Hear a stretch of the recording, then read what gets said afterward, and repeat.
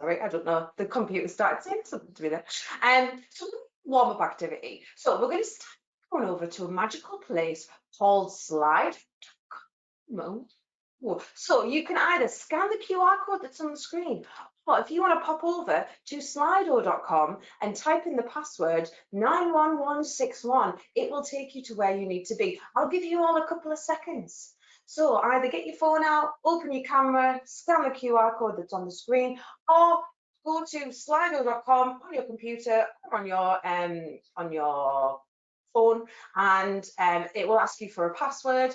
And if you type in the password 911611, take you there. If it says ask the host a question, you're in the right spot. I'm going to set it live, but if you're not online yet, don't worry. The QR code is still there up in the corner, and the Slido.com thing is down there. But the first question for our warm-up activity is, what comes to mind when you think about networking? So what comes to mind when you think about networking? Right. Type it in, type in an answer, submit it, type in another answer, submit it. I'm not sure how many people we've got live. I'll give you all a couple of minutes to see if you want to answer. If not, I'll share some of the usual answers, the responses that I get to this. So when we ask people, what comes to mind when you think about the word networking? It often, someone's typing, lovely, type in an answer, submit it. It often is followed with advice. It's not advice, that's really good. I like that. And that's going to be really applicable to today's content. Sharing, lovely, yes. Going to networking events, sharing information, sharing resources, absolutely. Networking can often bring into our minds this idea of, like, stranger danger, or that kind of awkward social situations, being in those kind of environments, drinking coffee, trying to chat to people and shake their hands while you're eating buffet food. It can be really awkward. But we've got some lovely ones here. We've also got collaboration. This is wonderful. Really lovely question. I usually get people going like, scared emoji faces. So this is wonderful. Right, next question. Flip through. Next question. On a scale of 1 to 10, how confident are you when it comes to going networking? 10 being the most confident networker in the entire world. 1 being probably where my husband would sit, because he hates this kind of stuff. He's actually really good at networking. He just thinks he's not. Often he's an introvert. Often introverts think of themselves as being really bad at networking, which is not the case. Some of the best networkers I know are introverts. The difference being that extroverts, we get our energy from a lot of people, whereas introverts get that energy from being on their own. So networking environments can often be very draining for introverts. So they tend to, introverts tend to think before they speak, whereas extroverts like me, I start a sentence and have absolutely no idea where it's going. So far, we've got a 6 and a 4, lovely. There, in the middle, it's good. This is probably going to change on the daily, depending, if you're having a good hair day, you're going to feel fabulous. Let's go networking and feel a bit more confident about approaching and talking to people. And depends on the event that you're attending or the environment and situation you're in as well. That's totally fine. Right, next question. What areas of networking do you struggle with? So what are your barriers to networking? What don't you like about it? Why are you a 4 instead of a 9? What puts you off going and speaking to people, building and nurturing relationships? What part of it really don't you like? So what are the areas of networking that you struggle with? This one often varies. It can be really practical things, like if you're at a networking event, how to initiate and get into a new conversation, or it could be things like, don't know how to keep new relationships going and how to nurture them long term.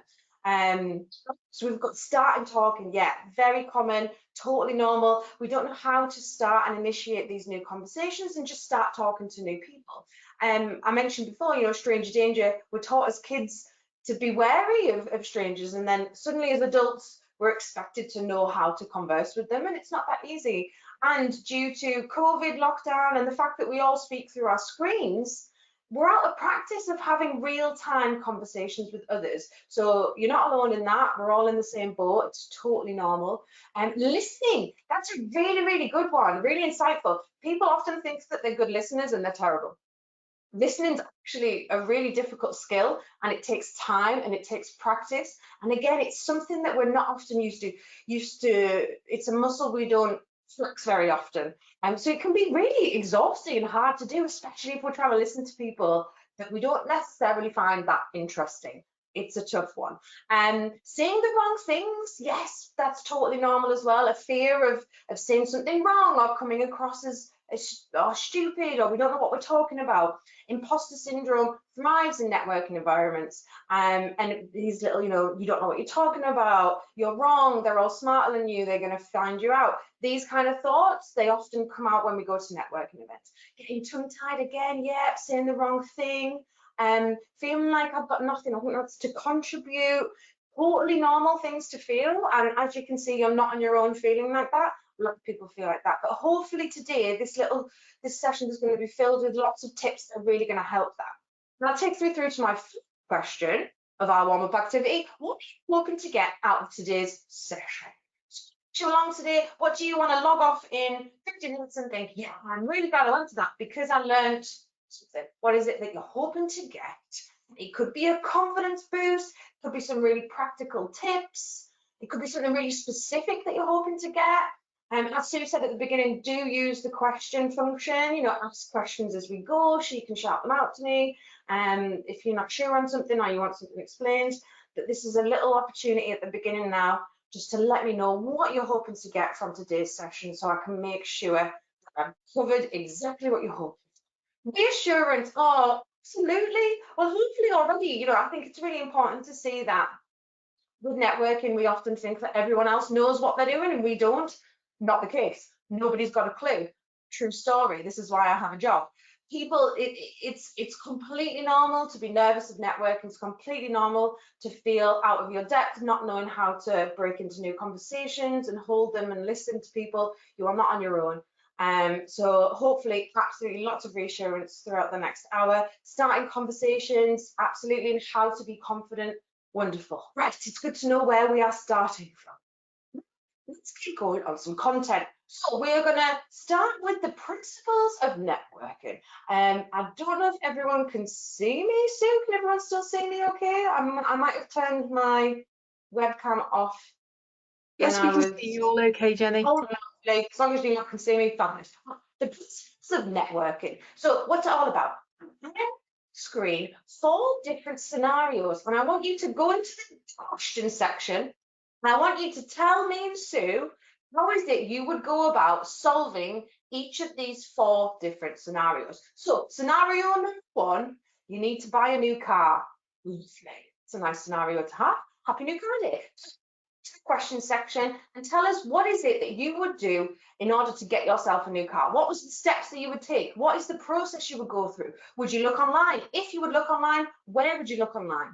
Would you speak to a friend? Maybe you know loads about cars. Maybe there's a specific magazine that you would get, or there's a specific car dealer you would go to. Would you start by writing a list of requirements, or would you look on YouTube at videos? Go into the question section and tell us exactly what it is that you would do, and Sue is going to share with us so we can see what the process is. We had to get a new car recently because I started my PhD and I needed to get to uni, and we've got a toddler and she needed picked up at different times, and it was so we've got downsized one and got 2 little ones. So I'm not a big car person, to be honest with you. As long as it looks all right and it moves, then I'm happy. But other people, they're particular about cars. So have you got anything in there, Sue? People still thinking? Yeah, we've got a couple of similar answers. So I'll read the first few out whilst other people are filling in. So most people said that they would do lots of research first. Yeah. They would also look at reviews of the car and look online. They might use something like the Which Car Guide to get sort of an independent review of them. Other person said that they would go online to the manufacturer and build a car, because there are functions where you can actually build your specification of a car to see how much that would cost them. So it's lots of research beforehand. Well, that sounds like a fun activity, and even if you don't need a car, I knew you could build your own trainers on like Converse website. Didn't know you could build a new car. Learn something new today. Right, wonderful. So lots of research, then we're going to like which car and stuff. We're going to the specific dealers, going on their sites, but making sure we've got a lot of research in there first. Fantastic, wonderful. Right, scenario number two. Scenario number two is you need to recommend a restaurant. I take this very seriously. So if there's food involved, then there's definitely spreadsheets getting built. It's getting color coordinated. There's Google Maps lists going on. I've realized recently you can save things in Google Maps. That's a whole other world. Anyway, if someone asks you to recommend a restaurant, so like me and Sue were chatting before, I'm up in Durham, Sue's in Leicester, and I was like, oh, imagine if I came to Leicester. And I said, Sue, could you recommend restaurants? I'm going to be in Leicester for the weekend. How do you go about confidently recommending a restaurant? Again, same premise, put it in the question section. Tell us what is it you would do? Would you go online? Would you maybe look on social media? If so, which social media? Would you base it just on places that you've been, or maybe you've got a friend who's a bit of a foodie? Would you ask them? Again, maybe you need some more information. So is there any research questions you'd do first in the question section? And then Sue, tell us what they're saying. Okay then, so people have said they'd look at TripAdvisor. Oh, good one. If they were local, it would be looking at something like spotted Facebook groups. And that could be either asking a question of, you know, do you know of a really good Indian restaurant in this area, for example? Other people, as we are health, safety and risk professionals, somebody would said they would look at the food standard ratings as well. Love it. Yes, love it. Amazing. Somebody else has said previous experience where friends and family have been. Yeah, lovely. And then somebody else has said local and national press reviews. Press reviews. Oh, that's a good shout. Yeah. No, I like the idea of doing national as well as local. Then it can kind of compare differently. So that's a great shout. Love that. Wonderful. Right. Scenario number 3. You need to get some business cards. Today you are inspired. You are going out networking. You will go. Maybe you've got a conference in the diary coming up, and you need to get yourself some new business cards. How would you go about getting yourself some new business cards? And this one could be, it's Sharon. Sharon in the marketing department gets them, so I email Sharon. It might just be that you email Sharon. Maybe you need to go and get them yourself. If you do, how would you do that? Would you look online? Would you use, maybe you design them yourself? If so, what software would you use? Put it in the question section. Tell us how you would go about getting yourself some brand new business cards.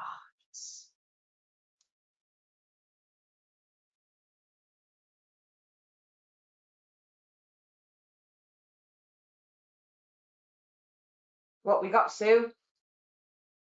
Okay, so we've got that people would look at somewhere like Vistaprint. Yes. To see. They would also look at different printers that were local to them to see what examples they've got, because obviously a style is, you know, what sort of style of business card do you want? So they'd look online for different types of styles. Somebody said that they would use Canva to design their own, and there's lots of templates and things they would do. Lots of comments about comparing prices online to get the best value. Wow. Yeah, wonderful. So again, a bit of research in there, but lots of very, very direct solutions there, which is wonderful. Right, final one, final scenario. You need to give away some puppies. Oh, but they have to be to a good home. You can't just leave them in a box on the street. So how are we going about? You've got all these puppies and you're like, how do I put them in their forever homes? How are we going to get them in their forever homes? What's the process? What do we do? Do we advertise them? Do we sell them? Do we give them away for free? I've said give away, but you might want to put a price tag on them. And do we speak to other people who have bred dogs and they know what they're doing? I have never had a dog or bred a dog, so this isn't my area of expertise, but pop it in the question section. And Sue, tell us what we've got. Well, I can speak from experience about this one. Sue. So I think I've got some comments about finding out as much as possible about the new owners. Yeah. What their lifestyle is, where they live, whether they can whether they know about the puppies and the type of dogs that they're going to buy. Yeah. Somebody said about sending a questionnaire to find out this information to people. Yeah. Yes, most of the ask people if they want them sort of people that they know. So ask around their own little network whether or not somebody wants a dog, particularly where they know the home and the family. Yeah, absolutely. Yeah, so I think it's all about finding out as much as you can about the potential home. Yeah. What was your experience, Sue? Well, when we had our litter at the end of last year, we sent a questionnaire to people that were interested, and then we interviewed them over Zoom, and then we met them, and then it was basically on the way that they interacted with both the adult dogs and the puppies as to whether or not we deemed them suitable to be new owners.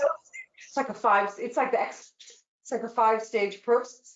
Absolutely, yeah. And the whole purpose of this, obviously, that little activity, is to highlight that there are 3 key components that need to exist in our networks in order for us to either buy from someone, to recommend them, to want to work with them. And these are the 3 things that you all highlighted throughout those activities.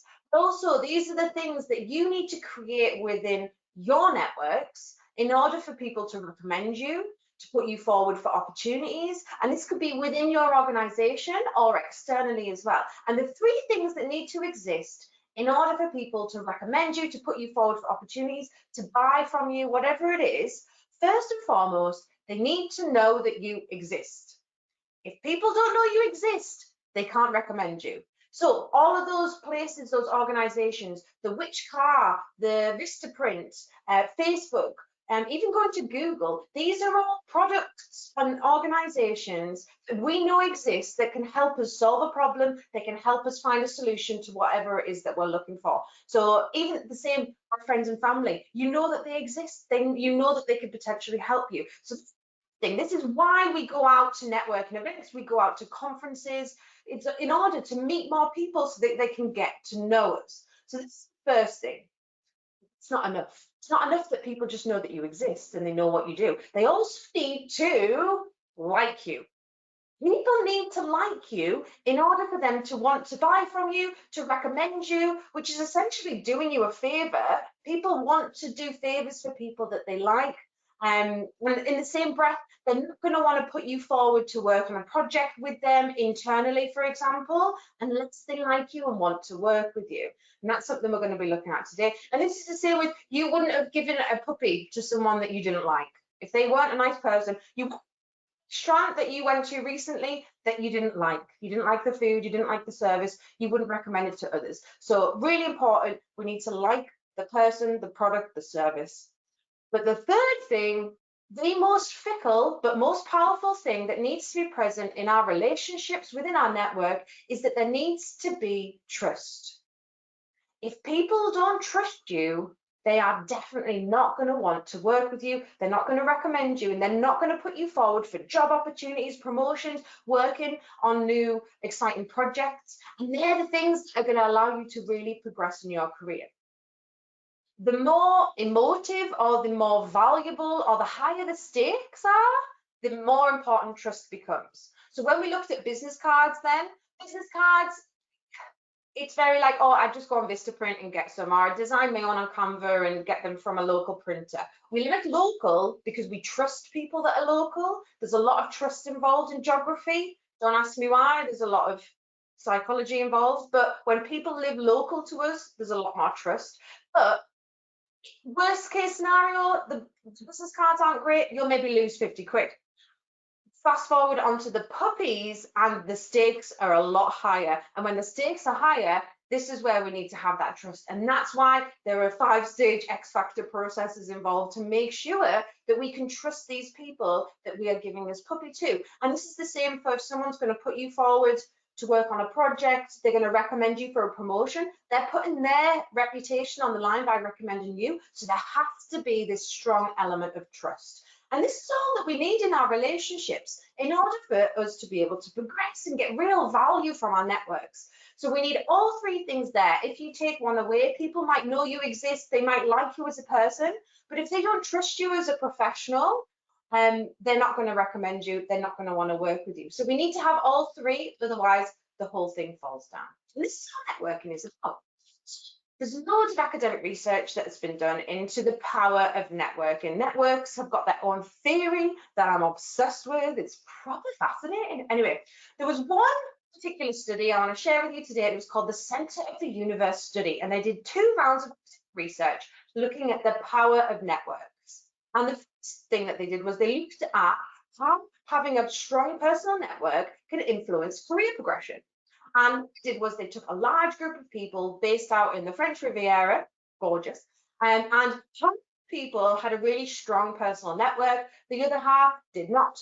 They all had the same educational backgrounds, they were all coming from the same starting block, but the main difference was that half had that network and half didn't. And they followed these people for 5 years to see how they progressed in their careers. The results of this were that every single person who had that strong personal network, they all progressed their industry ladder faster. So they progressed quicker, regardless of the sector or industry that they worked in, they were able to progress quicker. They had better job security. So they were less likely to be fired, to move organizations. They were more secure in the jobs that they had. They were paid more money. Love this. So the people with the strong personal network were paid more money. Really interestingly, was that they were actually less productive in the jobs they were paid to do. So this study really highlights 2 things. One, having a strong personal network allows you to progress up your industry ladder faster. Through the relationships that you build internally within the organization that you work in and externally, you will be put forward to work on projects, which means you gain additional experience, which means you are able to move up your industry quicker, you're put forward for promotions and all these amazing opportunities. And these doors are open to you through the relationships that you build. The second thing that this really highlighted was that the value that employers put on having team members and staff who are able to build and nurture effective relationships. They value that so much that they will happily pay you more money and expect less of your day job in return. Because the value that you bring with those skills and that network and that ability to build and nurture relationships is far more valuable to them. I see this all of the time, especially in professional services, but in any sector essentially. The next generation, young people especially, really struggle with face-to-face, real-time building meaningful connections because they live in a digital world. Because we were locked away for 2 years, they lost 2 years of opportunities and experience of being out and being able to engage and navigate social situations. So if you can put yourself out there and really nurture these skills, this can be the differentiator for you. And your CV might look different to someone else's. Your, even to this point, experience might look different to someone else's. But by having these networking skills and abilities, you can by far compete and put yourself ahead of the competition when it comes to career progression. Hugely impactful. And it's what employers are looking for. It's what employers pay me to teach their staff to do. It's really, really impactful. And it's only going to get more and more valuable. The same study, Center of the Universe study, also looked at large businesses and the impact on businesses whose well-networked CEOs either left, retired, or died. And what happened to those businesses when the new CEO who came in didn't have an equally strong personal network? So the results on this one were, again, 5 years after that point of transition, all of the businesses suffered financial losses. So when their well-networked CEOs left, new CEO came in, didn't have an equally strong network. They all suffered financially 5 years on, to the point in which some businesses were actually dissolved. And these were large businesses. These organizations were based out in America, large businesses, and in some cases, hundreds of people lost their jobs. So this was affecting local economies, not just small one-man bands, you know, small organizations. And when I first read this study, the results, I was like, well, obviously, because a well-networked CEO is going to make a lot of sales. And if they leave, then the sales leave. This had absolutely nothing to do with direct sales. The reason that a well-networked CEO leaving an organization had such a massive impact on that business is because a well-networked CEO has got access to, give me a little drum roll, please. I'll do it for myself. Knowledge. This is what networking provides us. This is the most powerful thing that networking can provide you. So networking and knowledge for a CEO, CEOs are able to make more strategic decisions for their organizations. They're able to find out about things happening in other markets and sectors before it's public knowledge through the relationships that they build. They're able to get mentors that allows them to learn how to be better leaders and all these wonderful things. And this is hugely impactful at that level, but it's hugely impactful at any level because networking really is all about accessing knowledge and information. And if we can change our mindset from, I have to go to a networking event or a conference to sell a bunch of stuff, and like, that's when we start getting that pressure, when we get tongue-tied, like someone said at the beginning. If we can change that mindset to, I'm going to this networking event to learn from these people, to tap into knowledge. That knowledge is hugely valuable to the business that I work for and that I represent. It allows me to make more strategic decisions around the work that I do. It allows me to find out about opportunities, again, internally within your organization. The knowledge that you have access to through your relationships allows you to find out about so-and-so's leaving departments, which means there's an opportunity coming up, which means I could get some work experience doing that, or there's a project happening, how do I get involved in that? And it's this knowledge transfer that it allows you to tap into simply by building relationships.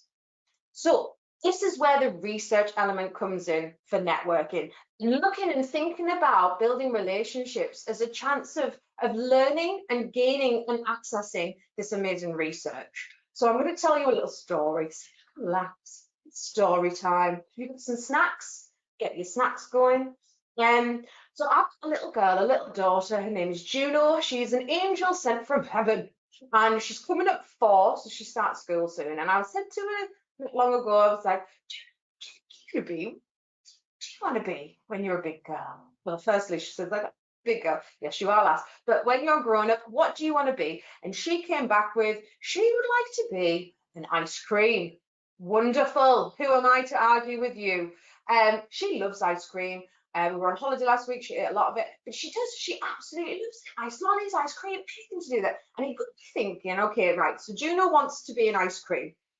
She can't actually become an ice cream, but doesn't say she couldn't work in the ice cream industry. And there's loads of different opportunities that she could have. She could become a scientist, invents new like ways of making ice cream. I'm vegan, so I'd hope she'd make some like vegan variants so I can eat it all. Maybe she wants to work in marketing and she could work within an ice cream business and she could work to promote and advertise and share the ice cream that they make. She might become an entrepreneur and start her own ice cream parlor where she brings the ice cream to the people. Or she could work in logistics where she figures out ways in which we can transport the ice cream from the factory to the ice cream parlors. There's loads of different things, all centered around the fact that she loves ice cream.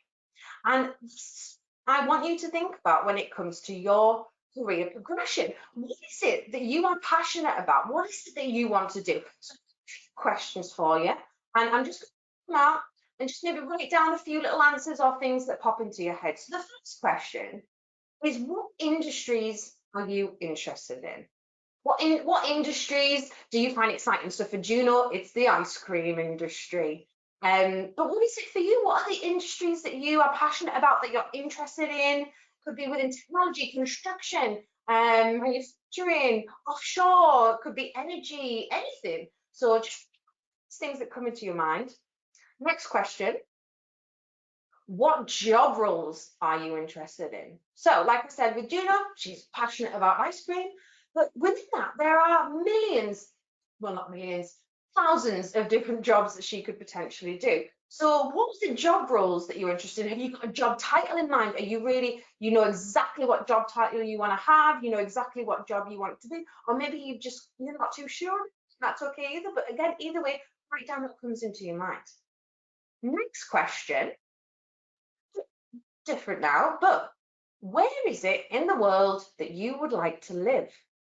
So when it comes to thinking about our careers, we often forget about what that entails and what that means for our lifestyle. So when you think about where you want to live, do you imagine yourself being in a big city or being rural?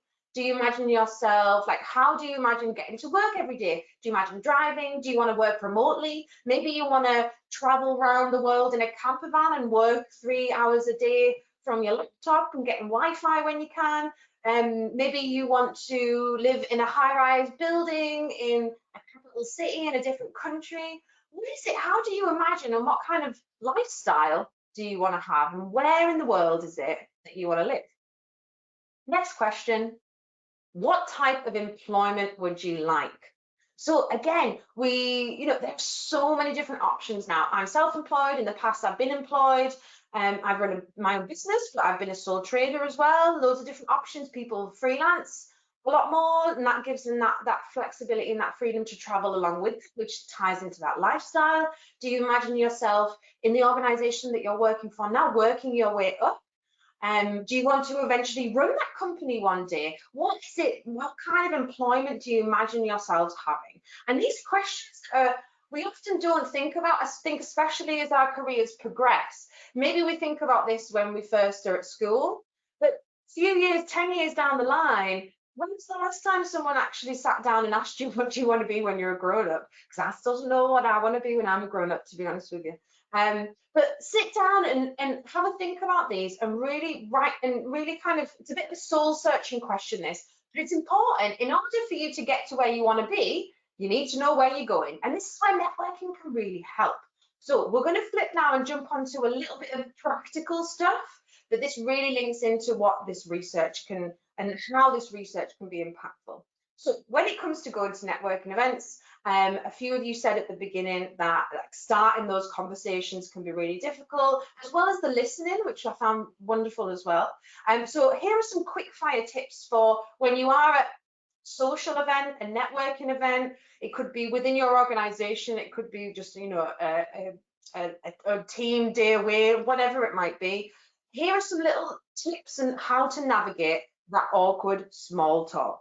So simply starting with, this is if you haven't met the person. If you have met the person, don't use this line. I've done that before, but I sometimes forget people's faces. Anyway, just hold your hands up and say if you have. That's it. Yeah, nice to meet you, followed by, do you? Lovely. What do you do? This is a fantastic question for two reasons. One, you want to get in there first. You want to ask them what they do first, so that it means that when it's your turn to later introduce yourself, you know who you're talking to. If you're at an internal conference within your organization, there's people from different departments and countries and all kinds, and you're all there together. So asking them, what do they do? What department do they work in? What's their job? So that you can then introduce yourself when it's your turn to do so. Because how you would introduce yourself to one person versus another, depending on what they do, might be slightly different. And if you're out in the world externally networking, how you'd introduce yourself, you could have two potential target markets, for example, two different products or services. How you would introduce yourself to one person versus another would change. So really nice to get in there first, find out what they do so that you can then better introduce yourself. The reason that it's nice to ask this first is because it gives you the chance to just settle in and relax. Prior to you going, hello, we haven't met yet, what is it that you do? Nice to meet you, my name's Jenny, like, what do you do? And prior to that, you could have had one of those moments where you're at a networking environment and you're like, I don't know who to talk to, I'm on my own, and then your brain goes, ooh, don't ever do that. But you could be panicking, the adrenaline starts going. So by asking them first, oh, tell me about yourself, what do you do? It gives you the chance just to relax, settle down, and then you're not on that kind of high alert, fight or flight mode. Lovely. Next, so work? What kind of people do you work with? What kind of organizations do you work with? Lovely question. Fantastic question, because this allows you to better understand what that person does, what their organization does, or what their job entails. But also, we want to start thinking about who do we know that would make a potentially great connection for this person. So who do you work with? Ask them to describe either their clients or the type of people that they work with, or who's a good connection for you? Who are you here to meet today? Who's a good person for you to connect with? And then thinking, right, who's already in my network that I could potentially introduce to this person that would add value to both of them, because that's what we want to do. We want to look for ways in which we can add value to not only the new person that we've met, but to all the people that already exist within our networks. Lovely. Next, how did you get into your roles? How did you get into this role? This is where it becomes really important to understand what it is that you want to achieve in your career, so that when you meet people who are doing jobs, who have got a job role, or they're working in certain areas or whatever it is, certain departments that you aspire to do, when you meet them, ask them how they got there. This is where the research element comes in. So how did you get into your role? Oh, I would love to work on that project. Tell me how you did it. How did you get into it? Anything that you wish you knew then, that you know, any advice. And this is what we want to do. We want to ask people if they have any advice. People love to share their advice, to share their stories and share advice. It makes them feel good and it makes you feel good. And it allows you to tap into all that wonderful knowledge. And remember, this is the most valuable thing that networking gives us. It's this knowledge, this information. So when you are meeting people that are doing jobs that you aspire to do, they're working in departments or on projects that you aspire to, when they're living a lifestyle or in a location that you aspire to, ask them how they did it. Ask them for their advice and ask them for their experience. And when it comes to small talk, it's exactly what it is. It's asking questions. I think we often put a lot of pressure on ourselves when it comes to networking, small talk, to do the talking, when actually what you want to get from that interaction is tapping into their knowledge and building a relationship. And the first time you meet someone, the best way to do that is be the one that asks the questions. It puts the pressure on them essentially to do the talking so that you don't have to. And all you've got to do is practice those listening skills. And that's like someone said at the beginning, it can be hard, but this is where if you are asking questions around things that you really want to learn about, it can be a lot easier to listen because you're going to get that value really, really quickly from them. So small talk, actually, it's just asking questions and listening. Again, it does take practice. It's not as easy as it sounds, but it does get easier, I promise. Right. Connection marketing. So when we're going out in the world, whether that's internally or externally, we're meeting people we like, because as we saw at the beginning, people need to know, like, and trust us. So this is where connection marketing comes in, and that's all about building your personal brand nice to people. So I'm going to play us a little movie. It's movie time now. So sit back, relax. I'm going to play a little film. The sound should work. If it doesn't, don't fret. You're not going to miss much. I'll do an ad lib over the top.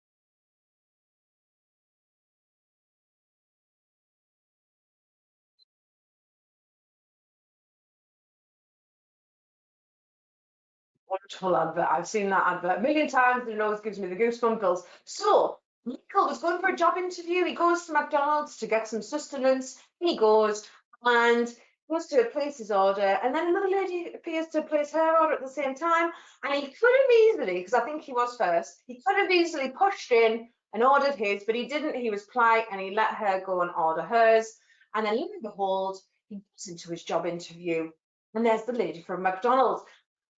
She would have gone very, very differently, because when he came into that interview, she sees him, they have a little smile, She has already got an idea in her mind of who Michael is, the type of person that he is.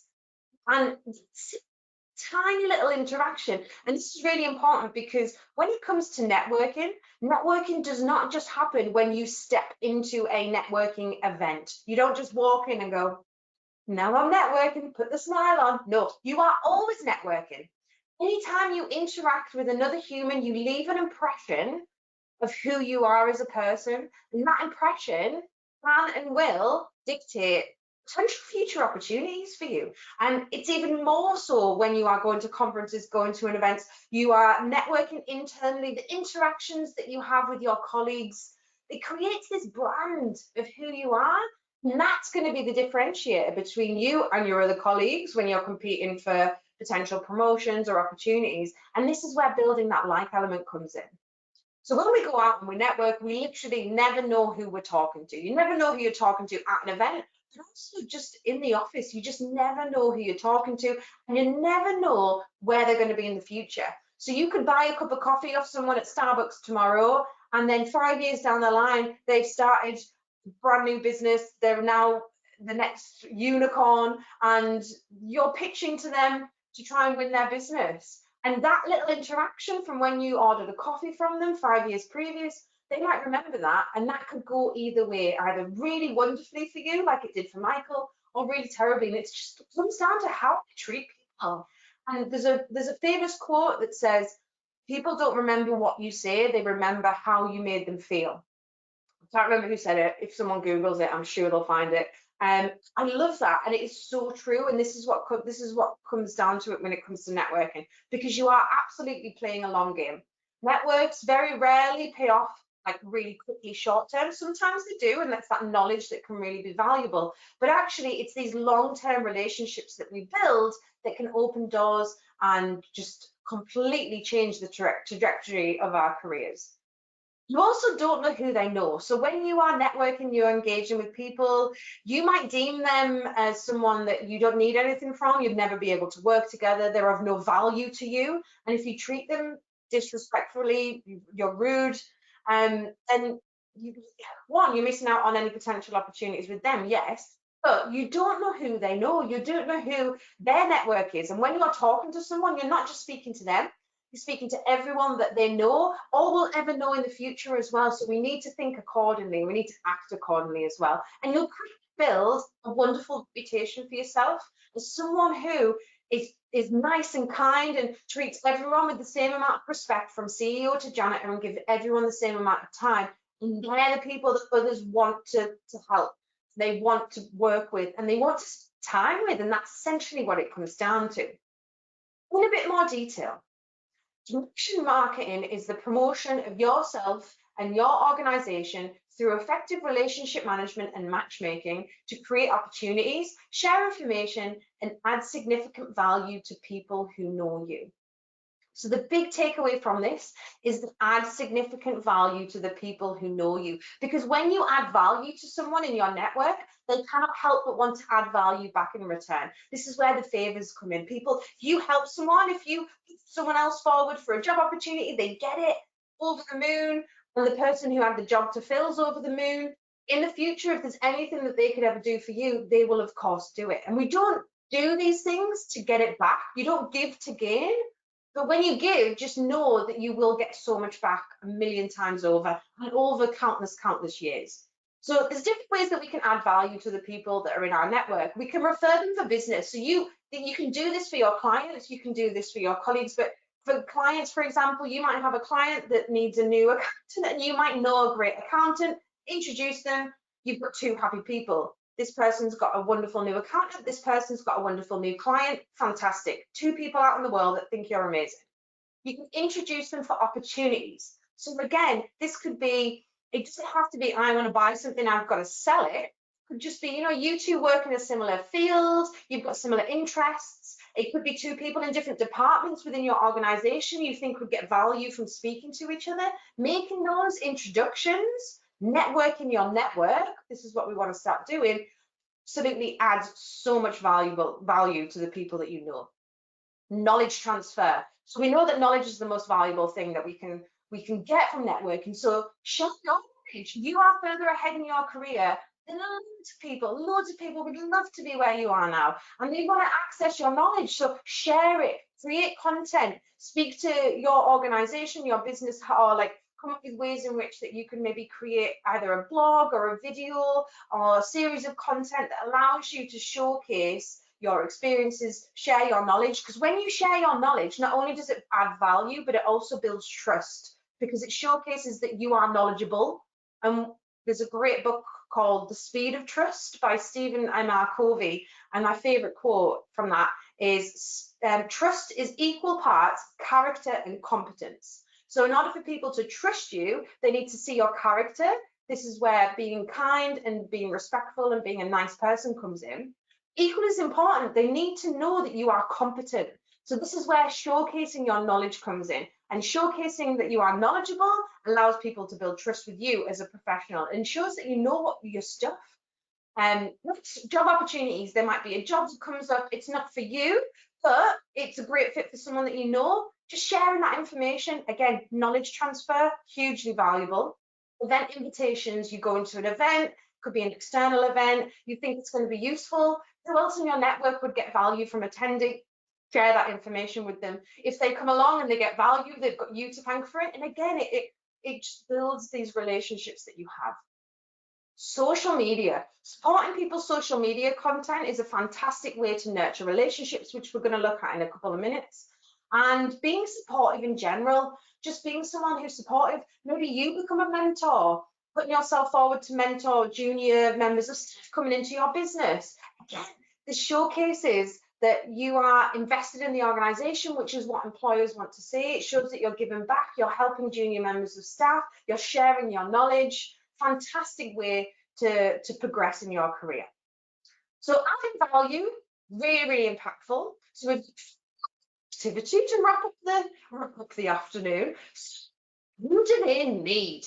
What I'm going to do is, I love this activity. What I'm going to do is I'm going to put on the screen a paragraph of writing. I'll read it out to you, and you're going to pretend that you've just met someone at a networking event, or you're talking to a colleague at the water cooler, and they say this to you.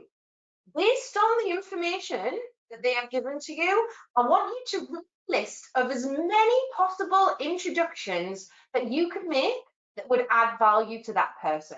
Now, these don't have to be like actual humans, like Stephen Smith, blah, blah, blah. No, it could just be an accountant, a lawyer, a graphic designer, scientist, I don't know. But whatever you come up with, and then we're going to see who can get the most. And you're going to have 60 seconds per paragraph to come up with as many as you can. So we'll do all three and then count up at the end, and we'll see who's got the most. Are we ready? So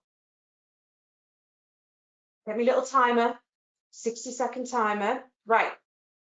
As many introductions that would add value to this person as possible. I'll read it out and then I'll set the timer off, and then we'll do the second one and then the third one, and then count up and pop in the question section how many you've got. So first one is, oh, that was an anticlimax. Right, there's another slide. Ready? First one is,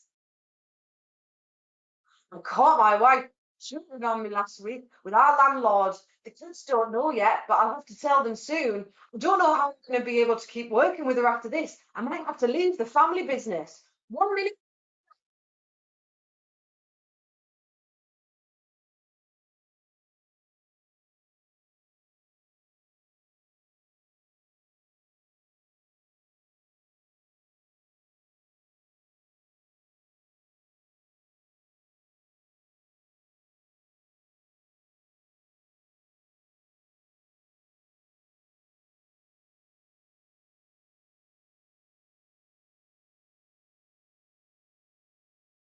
Thirty seconds.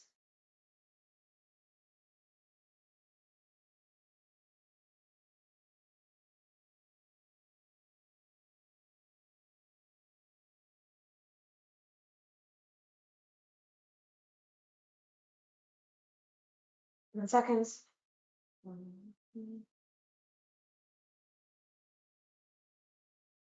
Right, person number two. My next door neighbour's just got a new dog and it's so loud, it's keeping us all awake at night. If this continues, I might have to move. I wouldn't know where to start if I had to sell my house and buy a new one. Ready? 1 minute, go.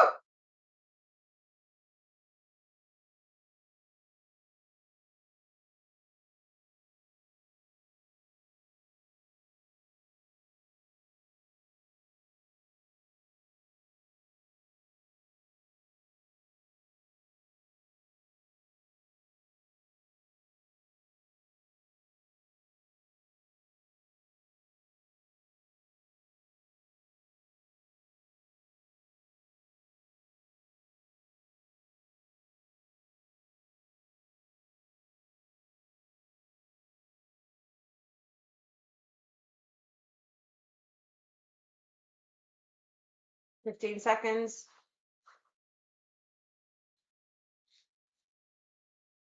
10, 9.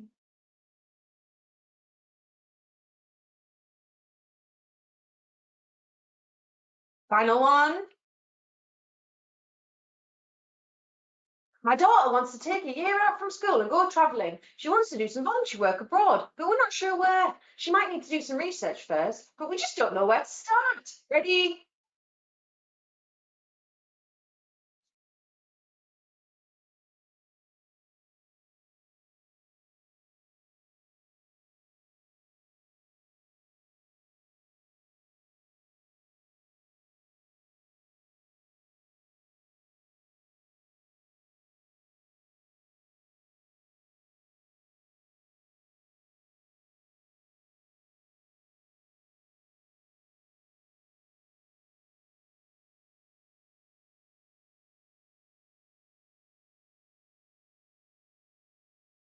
Twenty seconds.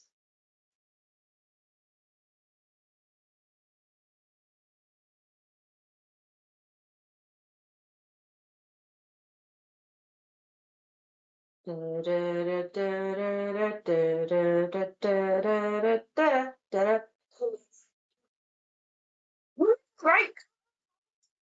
Question section. And Sue can tell us how many we got.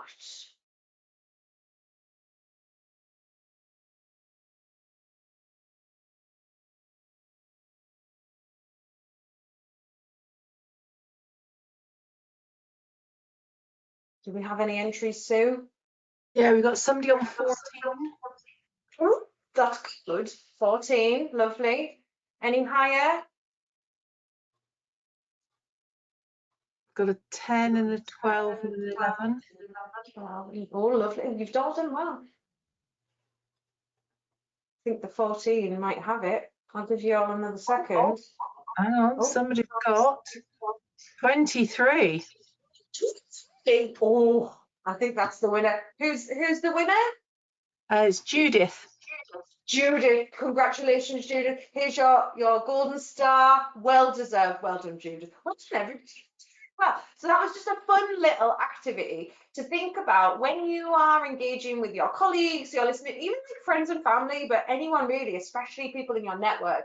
Really listening again, listening to what they're saying and thinking, right, who can I introduce to you that would help you to solve this problem, to over this hump, to resolve whatever issue you're going through. And that was just, again, really example within that 60 seconds of how many you could actually come up with, which is absolutely amazing.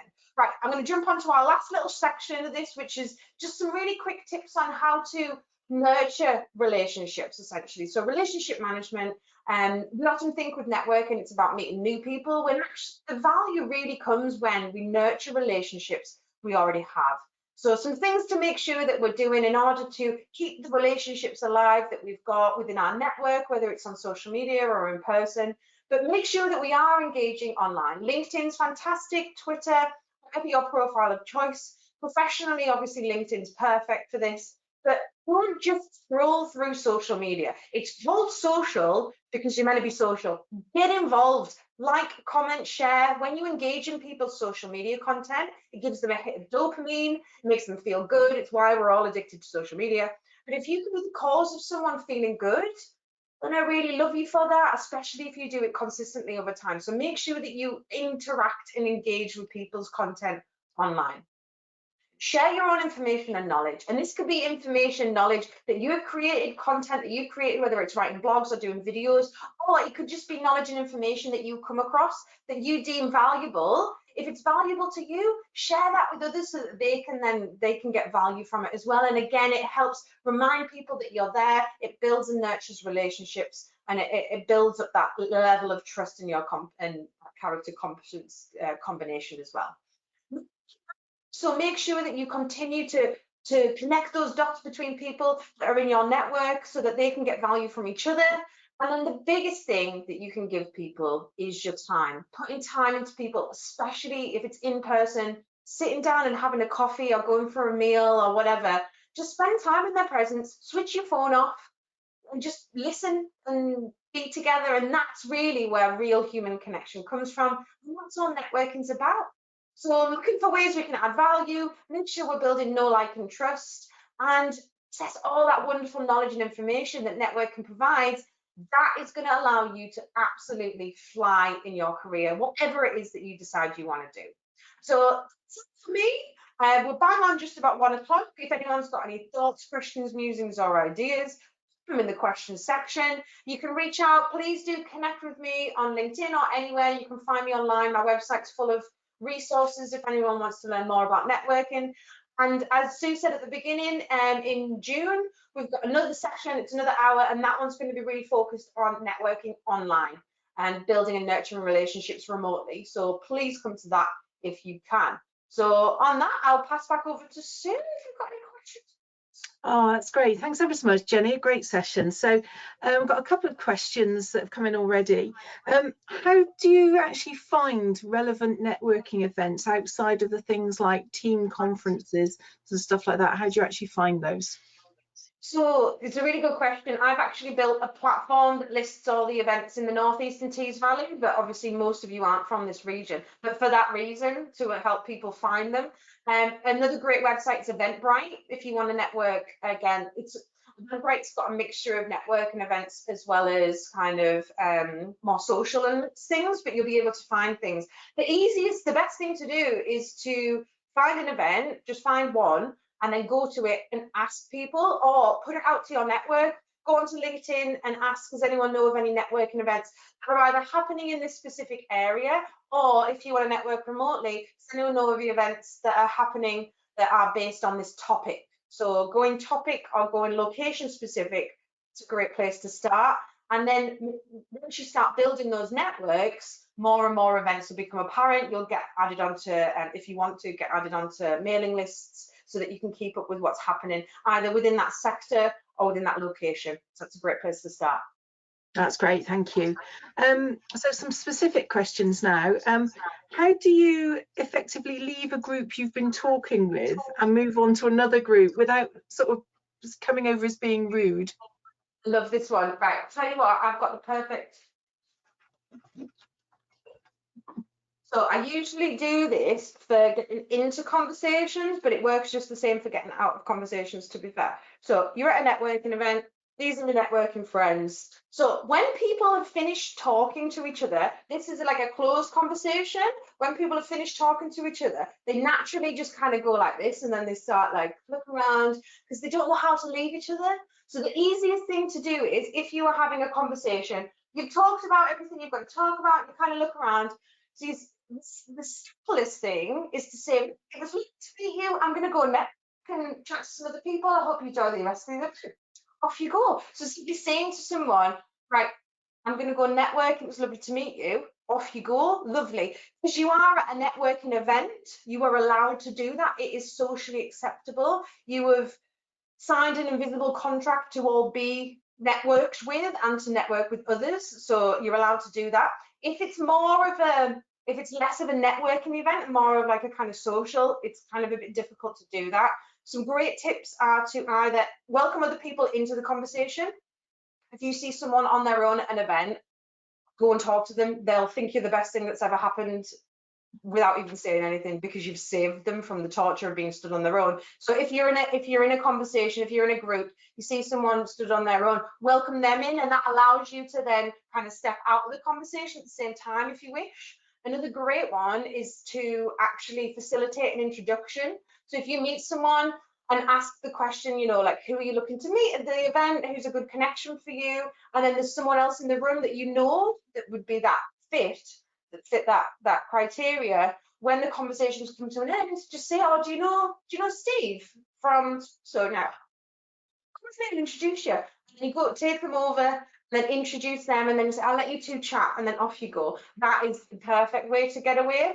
And if you can't do any of those, go and get coffee. I'll come with you. Go to the loo if you have to. But if you say to someone, it was lovely to meet you, I'm just going to pop to the ladies, you have to then go to the ladies. You can't just turn around and start talking to someone else. Then all the trust is gone out the window. So there are some quick ones for you. Oh, that's great advice, thank you. And this is sort of linked really. So how do you deal with people who sort of hog the conversation at networking events? So you've got a group of people stood around and there's one person not letting anybody else speak. It's hard. It is really hard to navigate that. It's definitely on a case-by-case basis. If you can try and take something that they've said and acknowledge that you've heard it, so it gives them that validation. And often they just want to feel like heard, and it's sometimes from nerves or just sometimes from just not having the social skills that people do that. But if they've said something, you say, oh, I thought what you said was really interesting about X, Y, and Z.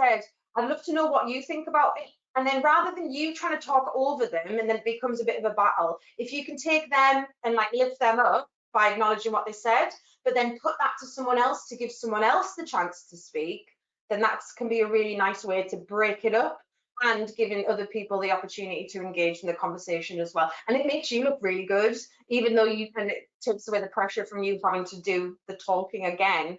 It allows you just to facilitate that conversation. So think of yourself as that facilitator rather than trying to get into a battle, because that never works out well. Lovely, thank you very much. I think those are all the questions we've got. We have got a comment from somebody who said, thank you very much. It's going to make them be a bit braver at networking events, which is lovely. So I think as we've got no more questions, I think we'll end the session there. So loads of thanks to you, Jenny, for being part of the presentation today and being part of our webinar programme. And for sharing all your knowledge. It's been a fantastic session. Thanks to everybody that's joined us. The recording will be on the IIRSM Resource Hub later today, so you'll be able to catch up or recap on anything in your own time. So we'll end the webinar here. Thanks again to everybody, and we look forward to seeing you at the next IIRSM webinar, and particularly the one that Jenny will be running for us at the end of June. So thanks everybody. Bye-bye. Bye.